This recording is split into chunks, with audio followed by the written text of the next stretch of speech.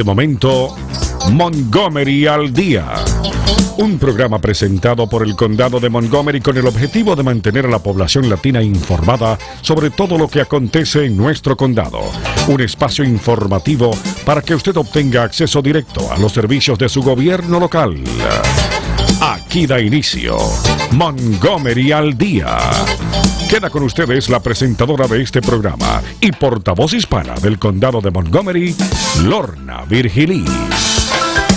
Así es, queridos amigos, muy buenas tardes y bienvenidos una vez más acá, Montgomery al Día, su programa oficial del gobierno del Condado de Montgomery, galardonado a nivel nacional. Y como cada martes a las 12 de la tarde, pues acá su presentadora y portavoz hispana de este condado, Lorna Virgilí. Muchísimas gracias por esa sintonía y les recordamos que esta transmisión está simultáneamente en la página de Facebook de Radio América. Puede escucharnos y vernos por ahí, al igual que compartirla. En el día de hoy tenemos un invitado muy especial. Se trata nada menos y nada más que de nuestro ejecutivo, Marc Elrich, quien va a estar acá esta tarde compartiendo con nosotros información sobre varias iniciativas, leyes y proyectos que se están llevando a cabo en este momento y en los próximos meses en nuestro condado de Montgomery. Buenas tardes, señor ejecutivo, ¿cómo está? Bien, ¿y tú? Muy bien, gracias. ¿Qué tal el verano? ¿Cómo le va? How is summer going for you, sir? Going okay. The weather's been miserable most of the time. Not today. Le preguntaba cómo estaba y bueno, nada, me dice que el estado del tiempo ha estado un poco malito durante esta época. So let's get started on the topics. We have a lot on the agenda for today. Let's start about with the historic bill signing for the rent estabilizacion in Montgomery County. First and foremost, you signed this about 8 days ago, to be specific. Right. What is the cap? What are the limits? And who will benefit from this? So, this is going to benefit, a lot of tenants in Montgomery County. Not everybody, unfortunately, because buildings that were built after 2000 will be phased in 1 year at a time. So next year, buildings built in 2001 will come under control. Buildings phased the year after that, it becomes building in 2002. But buildings built 2000 or earlier are under rent stabilization. So that's one thing everybody should know. That's the older buildings in the county. Let me go ahead and translate that real quick. El primer tema es la estabilización en el tema del alquiler. Hace 8 días que él firmó proyecto de ley que se convierte en la ley en el condado de Montgomery, estabilizar lo que son los incrementos y poner límites en el alquiler. Muchos inquilinos van a ser beneficiados. Esta es una ley que va a entrar por fases, por periodos, para aquellos edificios que se construyeron después del año 2000. Por ejemplo, el año próximo será edificios del 2001 en adelante, pero definitivamente para los edificios que fueron construidos antes del año 2000. So this means that if I live on a building, Mr. County Executive, that was built in 1999, I will be benefited by rent. Yes, you should be. And the bill limits your automatic rent increase to no more than inflation plus 3%. So if inflation is 3%, you're limited to no more than 6%. If it's 2%, if inflation is 2%, the limit is 5%. If the inflation ever goes back down to 1%, the limit is 4%. Entonces, cómo va a funcionar va a ser los incrementos al alquiler, lo que es la tasa de inflación más un 3%. Por ejemplo, si la tasa de inflación un año es 3%, más 3, 6 es el límite. Un año digamos que es 2, más 3 es 5, y así sucesivamente. Go ahead, continue. I'm sorry to interrupt, but I need to translate. No, that's important. Landlords could get larger increases if their actual costs are higher than inflation. And historically, that's not been true for most landlords. And they can get higher increases if they do major capital improvements like put on a roof. ¿Cómo pudieran haber aumentos más elevados de este límite del 6%?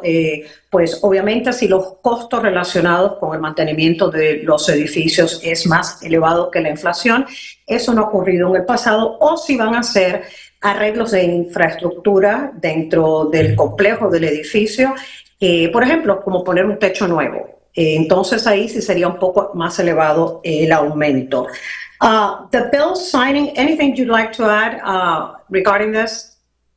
Well, it's going to be important. It's the first time we've had mandatory restrictions on rent. And so people should have more stable rent increases, less subject to, we've had many people tell us about 20, 30, 50, 100% rent increases.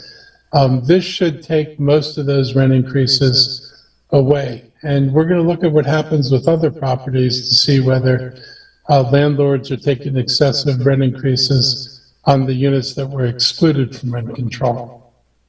¿Qué quiere decir esto? Que por primera vez va a ser mandatorio lo que tiene que ver con los aumentos del alquiler en el condado de Montgomery. Esto debe, pues, producir alquileres un poco más estables. No necesariamente aumentos de un 20, 30, 50 y hasta 100% que se ha escuchado en el pasado. Y vamos a ver qué pasa con esto, a ver si esto se extendería entonces a otro tipo de propiedades dentro del condado de Montgomery. Sir, the bill signing was an event that was really packed by supporters and advocates. Describe how you felt that day and mention some of the volunteers and organizations and youth that were in attendance. We did see a lot of youth that were participating during that event, bill signing here in this building right here. Look, I was really excited because I've been trying to get a bill passed since I was on the council, starting, around probably 2008, 2009, and we were never able to get a bill passed in the other council. So this is just a really, great bit of progress for everybody to be able to do this. CASA was involved, Jews United for Justice, the labor unions of Montgomery County supported this. AIM came out and supported the compromise. There's a lot of individuals, religious leaders and other folks who represent the Community Renters Alliance, was a big help in getting this done. So it was a broad range of people who supported this and made it possible to actually pass it.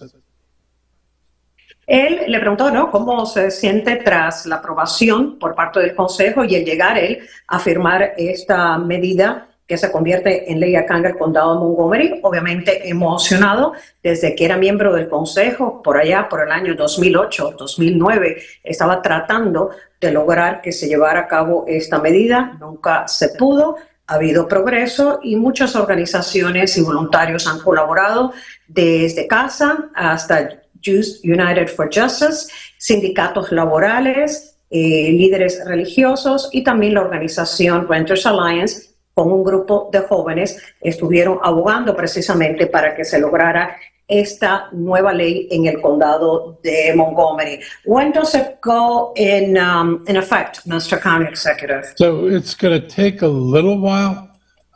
We have to write the regulations, which we hope we can get done in the next 30 to 45 days. Then it has to be posted for 30 days, which means it has to be available for public comment. So if we can get it over there in early September, then we can get it posted so that then the council can act on it, on the regulations in October.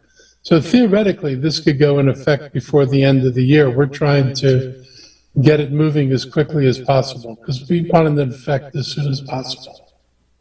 Le preguntaba cuándo entra en vigor esta ley en nuestro condado de Montgomery. Se espera que las regulaciones estén escritas en los próximos 30, 45 días, que sean divulgadas al público para comentario público. Posteriormente, el Consejo debe, pues, evaluar y aprobar y tomar medidas. Así que teóricamente antes del fin de año pudiera entrar en vigor esta ley, pero obviamente could it be sometime in April, early spring next year, or do you think it's going to happen before the end of the year? I'm hoping we're planning on getting it over to the council, on the sooner side. Okay. If we go over there on the sooner side, then this thing can get handled before we get into next year. That's our hope. Pues espera poder enviar las regulaciones al Consejo lo antes posible, de manera que esto se aborde y que la ley entre en vigor posiblemente hasta principios de año. So what are some of the exemptions to the law? Jurisdictions like Rockville, Gaithersburg, they're not included, correct? Rockville and Gaithersburg aren't included. They have to enact their own law or support this law. We have, the Tacoma Park is covered, because Tacoma Park already has rent stabilization. Their law is in this law. So the tenants there continue to enjoy better protections than this law provides in general. So that's a positive thing. And the exemptions, I think, are more than, people who have more than one house. So if they're renting a house, they can do that. But I think it's limited beyond one unit. And I know that there's the time limit thing is a big deal, that if the units are less than 23 years old, they're not covered by this. And if units have other agreements that control rents, which is a good thing, because some of our other agreements are also better than this. So the big exemption is the exclusion of units after 2000. La excepción más grande que tiene esta ley es la exclusión de unidades que fueron construidas después del año 2000. Ciudades como Rockville y Gaithersburg, como son ciudades independientes, jurisdicciones separadas del condado, la ley no le aplica. La ciudad de Tacoma Park, pues ya ellos tienen su propia ley de estabilización de alquiler con mejores protecciones, de hecho, para los inquilinos, y también pone límites para los propietarios de vivienda independiente, sobre todo si la unidad fue construida hace menos de 23 años. Así que hay varias excepciones a esta ley en particular, la cual pues entrará en vigor en cuanto las regulaciones estén forjadas y aprobadas. Mr. County Executive, this was not an easy bill to get through County Council. No, There were a couple of versions of it. There was advocates, but there was also opposition. So 7 council members finally supported it, and that's why it went through council. Do you want to make any special recognitions regarding this? Well, I think, a number of people were key. I really appreciate Sidney Katz, who originally had signed on with the other bill and supported this more reasonable version of the bill. I really do appreciate that. Kristen Mink, Will Jawando, Kate, and Lorianne Sales had been there from the start trying to get the best bill. Natalie compromised on the bill she originally introduced and, compromised with other people who supported more aggressive bill. And we were able, between, the two of them, or the two sides, to get her and Sydney over with the others, to give them a majority to get this bill done. So I was really happy that everybody was able to work with everybody else to get us to the point we could get the bill done. It's a big deal for people.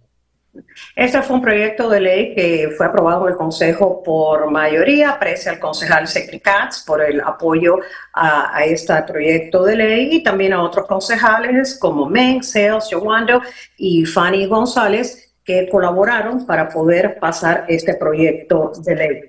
Let's go ahead and transition from that to Vision Zero, pedestrian safety, Mr. County Executive. Over 550 collisions involving pedestrians in the county last year, unfortunately, roughly 19 fatalities. New campaign, Vision Zero, utilizing la abuelina. Yes. En la comunidad hispana ya conocemos a la abuelina por sus mensajes relacionados con la pandemia, con el COVID-19, y ahora ella se convierte en una vocera también de lo que es seguridad peatonal, visión cero. How do you hope she, la abuelina, continues to be an educator and motivator in our community? So I'm hoping that, she has the same effect as she did when we were using her for COVID. We know that, she was born out of focus groups where they actually went out and listened to people in the Hispanic community. And one thing they found was that when the older women spoke up in the group, that the group tended to coalesce around the opinions of the older women. And so, because they're seen as sensible. Las abuelas, las abuelas. Las abuelas, yes. They're very respected. And because they were very respected, they had the ability to be persuasive to people. People thought about, what they brought to the table, and they're trusted, which is really important. People feel like these folks look out for the community. They're the ones that care most about us. They're the ones whose advice we value. So we're hoping that we can build on this and use this character now to talk about pedestrian safety, because the Hispanic community is disproportionately being affected by this. And we're hoping that she can... Good. Ok, ¿cómo surge la abuelina? Pues la abuelina fue parte de unos grupos de estudios, lo que se llama en inglés focus groups, donde se dieron cuenta que cuando las señoras adultas un poco mayor hablaban, pues todo el mundo le escuchaba. Entonces, se dio a entender, ¿no?, de que nosotros, culturalmente, nuestra comunidad, tenemos tendencia a escuchar, respetar y sentir confianza con las abuelitas dentro de nuestros entornos. Tienden a ser más persuasivas y nosotros escuchamos sus consejos. Así es como surge la abuelina, y entonces parte de lo que continúa haciendo el condado es utilizar este personaje de forma persuasiva para traer mensajes educacionales en nuestro idioma a la población. Ahorita con el tema de la seguridad peatonal, ¿por qué? Porque desafortunadamente estamos siendo impactados más desproporcionadamente en lo que son las colisiones de peatones, automóviles en nuestro condado de Montgomery. How will she be used during the campaign? Is this going to be several weeks, a few months? And how is she going to teach us how to navigate safely in Montgomery County? Well, we're going to use the character basically to talk about pedestrian safety and how to do these things, how to navigate certain intersections, how to, understand what the traffic laws are, what to expect from other cars, so that, that you're in a very urban environment now. Cars are going to behave differently often than where you came from, and to be aware that you're in a very different driving situation here if you're a pedestrian. So hopefully that, her voice will get people's attention. They'll listen to what she's saying. And, our hope is, this is not, I don't think improving pedestrian behavior is going to be a short-term thing. It's going to be a long-term thing. And so we're going to make this investment so we can get this voice out there for the long term, not the short term. La importancia, el objetivo final es mejorar nuestro comportamiento en cuanto a las leyes de tránsito. Este personaje pues va a tener mensajes de cómo navegar las intersecciones, entender las leyes de tránsito, qué esperar dentro de este ambiente más urbano y despertar atención, obviamente, relacionado con todo lo que tiene que ver con seguridad peatonal. Let's hope Abuelina works hard as she did during COVID. I hope she does. Nada, que a la abuelina le toca trabajar fuertemente como lo hizo en el COVID para traernos todos esos mensajes de seguridad a la población nuestra. Let's talk about a little bit about fentanyl. You participated in a community listening session in Wheaton just a few weeks ago. What was your biggest takeaway from that session? And talk a little bit about prevention. Once again, the most important message for the parents today. So one of my takeaways was that people aren't aware of what they're looking for.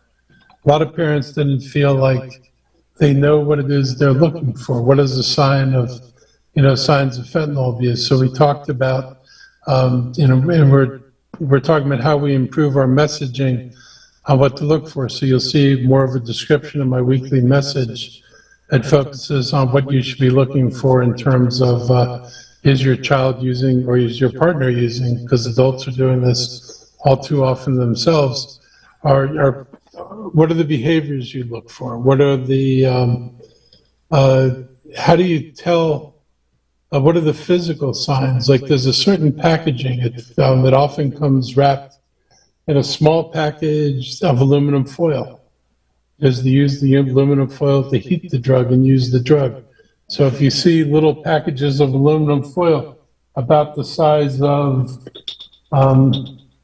not much smaller than my credit card, folded over, you know, if you see something that's folded over like this, it's aluminum foil, and about that size, that may well be a package that had fentanyl in it.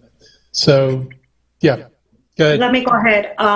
Durante esta sesión que él participó, el ejecutivo Marc para escuchar a nuestra comunidad hispanoparlante, ¿qué fue, no, lo que más le impresionó? Y nos dice que el darse cuenta que las personas necesitan más información para saber qué es lo que tienen que buscar, para ver si alguien, ya sea sus hijos o su compañero, su pareja, está utilizando el fentanilo.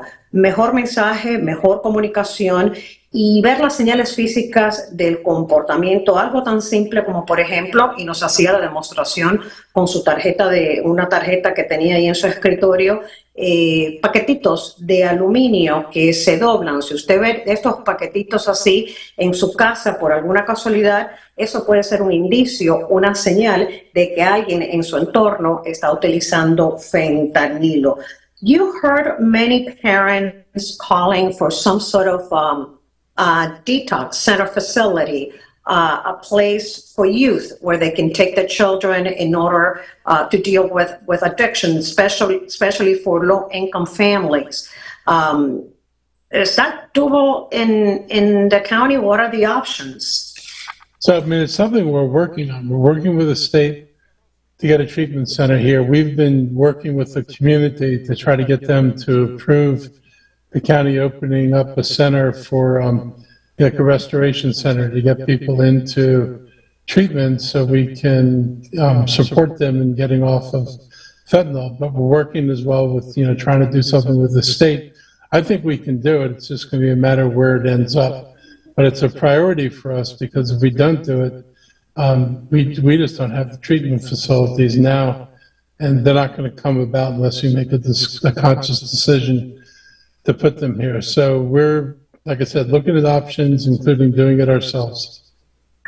En cuanto en esa sesión en particular, algo que escuchó el ejecutivo por parte de los padres fue la necesidad de un centro de desintoxicación para la juventud y para las familias de bajos ingresos, algo en lo que se está trabajando con el estado de Maryland. También pues está en planes de la creación de un centro de tratamiento en el condado de Montgomery, donde aún está pendiente, algo que se le da prioridad en esto y que el objetivo es lograr uno de estos centros en nuestro condado de Montgomery. Usted que nos escucha, si tiene a alguien en su familia que quizás usted sospeche que está utilizando fentanilo, por favor, puede llamar a nuestro centro de crisis al 240-777-4000 y ese es el puerto de entrada, la primera parada para que le guíen y le puedan otorgar información adicional. Let's talk real quick. We just have a few minutes left, Mr. County Executive. Cannabis, marijuana legalization in the state. It was exactly a month ago. Have you heard from any of our departments, HHS, NCPD, 311, calls from 311, people complaining about odor, traffic stops from police? Have you heard anything from our county agencies regarding any impact in the county? Not a lot, fortunately. You know, okay. We get some questions about, you know, when are the regular dispensaries going to open up? Right now, it's limited to dispensaries that were doing medical marijuana before they're the first ones allowed to do personal use. But we're still waiting. There's an interest in understanding the rules on what can you eat in a restaurant while, getting also marijuana. And the answer is going to be no. Can you smoke marijuana in a restaurant? The answer is going to be no. Same as with cigarettes. You really can't smoke it on the street. If you're on your property outdoors, yes. But if you're on public property, the answer is going to be no. So, we'll have a series of reminders. We'll try to make it clear that, people really can't do this. We're not looking to arrest people or any of that other stuff, but we are looking to modify people's behaviors so they don't do it inappropriately. And of course, the police are going to be interested in enforcing the law to make sure that people aren't getting high and driving around. So all those things will come into play. Okay, let me go ahead and translate that. Le preguntaba que hace justo hoy un mes la legalización del cannabis, la marihuana, acá en nuestro estado de Maryland. Se han habido quejas, quizás la policía, 311, que ha escuchado, nos dice qué cantidad, pero que bueno, muchas personas haciendo preguntas cuando van a abrir los dispensarios, que no son solamente los que proveen la venta de la medicinal, que fueron los que originalmente pueden vender la marihuana regular. Muchas de las reglas y regulaciones preguntas sobre ¿puedo fumarla en un restaurante? La respuesta es no. Tampoco en la calle, no en propiedad pública. Entonces, el condado va a continuar más adelante recordatorios. No se trata de arrestar, sino de modificar el comportamiento, pero el Departamento de la Policía continuará con lo que es el cumplimiento de la ley respecto a esta ley en nuestro estado de Maryland. So we only have about 3 minutes left, Mr. County Executive. Today is Natural Night Out. You're going to head out and visit some communities today. And what's going to be your safety message to the county residents that you will encounter today? Hoy es la Noche Nacional contra el Crimen. Él va a estar visitando algunas comunidades. Su mensaje a las comunidades sobre cómo continuaremos abordando el crimen en el condado de Montgomery. Our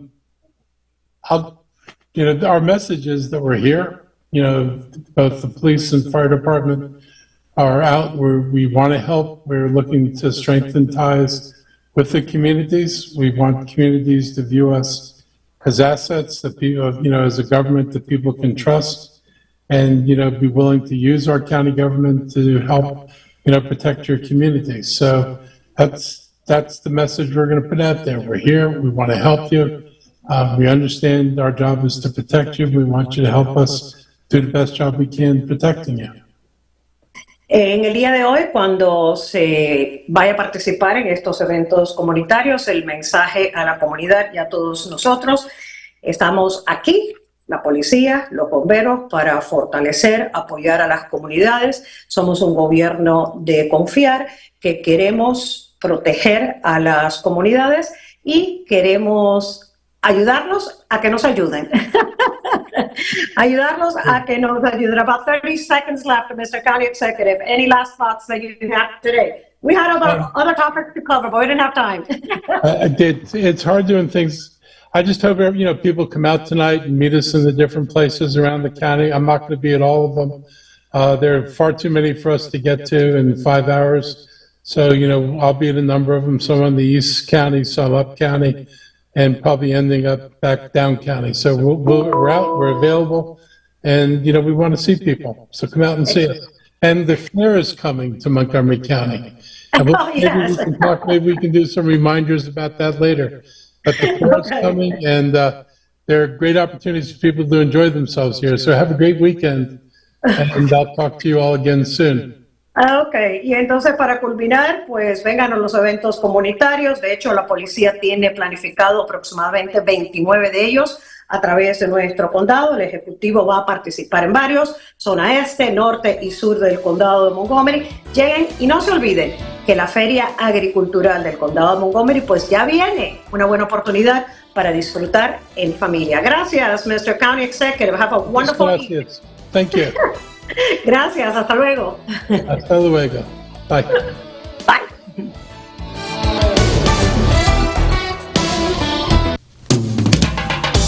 Y hasta aquí su espacio, Montgomery al Día. Gracias por su amable sintonía y será entonces hasta el próximo martes a la misma hora por esta su emisora.